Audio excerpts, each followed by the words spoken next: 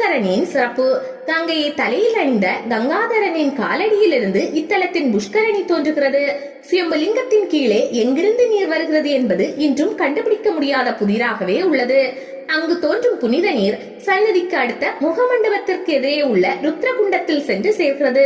ஈசன் சன்னதியிலிருந்து பெருகும் நீர் ருத்ரகுண்டத்திற்குள் ஒரு நந்தியின் வாயிலிருந்து கொட்டுவது போல அமைக்கப்பட்டுள்ளது. பளிங்கு போல சுத்தமாக உள்ள நீர் கோடையிலும் கொட்டும் மழையிலும் ஒரே அளவாக சுரப்பது ருத்ரகுண்டத்தின் சிறப்பாக பக்தர்களால் குறிப்பிடப்படுகிறது. 60 அடி அகலமும் 5 அடி ஆழமும் உள்ள ருத்ரகுண்டத்தில் நீராடினால் பல பிறவிகளில் சேர்த்த பாவங்களை போக்கலாம் என்பது ஐதீகம்.